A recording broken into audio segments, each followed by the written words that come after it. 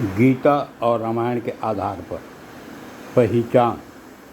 सुनो सुनो कलयुग इंसान, कर लो तुम अपनी पहचान। कौन मानव कौन दानव वंशज, कौन है वर्ण शंकर संतान। तुलसी ने रामायण लिखा, कलयुग होता पाप महान। वर्ण शंकर बहुसंख्यक होते, अल्पसंख्यक होते इंसान। प्रजा चोर राजा बना डाकू, नहीं होता मानव सम्मान। पुलिस लुटेरा कानून बना अंधा, सब के सब पापी हैं महान। धर्म ग्रंथ सब लोप हुआ, नहीं होता इनका सम्मान। कलयुग जो वर्णशंकर होता, पढ़ता केवल काम विज्ञान। मानव सभ्यता नष्ट हो जाती, दानवता होती है प्रधान।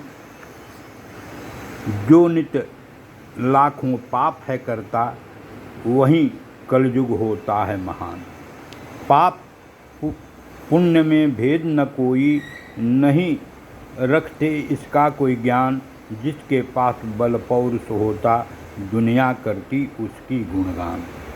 धन के बदले धर्म है जाता, बिक जाता मान सम्मान।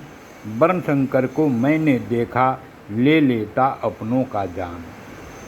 झूठ कपट का खेती करता, अपने को बनता है महान। बड़े बड़े पापों का करता, रचता है यह ढोंग महान।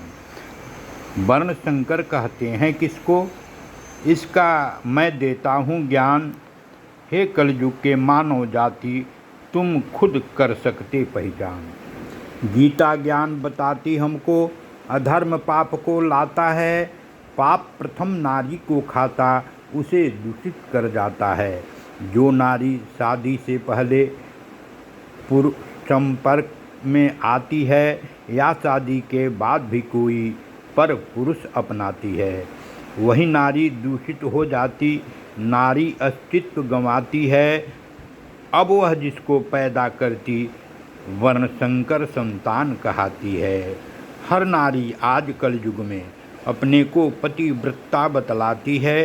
कलयुग में संभव हो नहीं सकता, सब ही दूषित हो जाती हैं।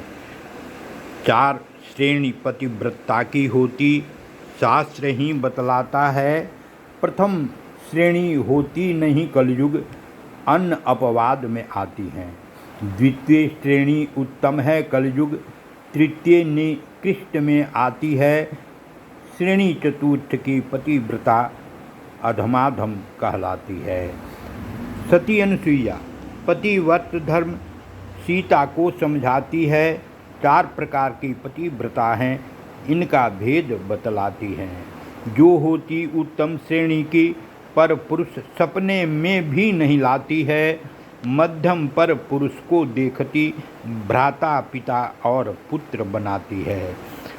धर्म विचार कर जो रह जाती, वह तो निकृष्ट कहलाती है।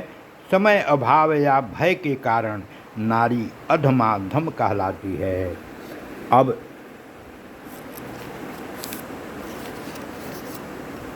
हे कलयुग के नर नारी, अब स्वयं अपने से प्रश्न करो। तुम सब किस श्रेणी की बाला, तुम किस श्रेणी से नर देह धरो। रूप नारायण गीता रामायण का तुम सब सम्मान करो। इसी आधार पर हे मानो, तुम अपनी पहचान करो।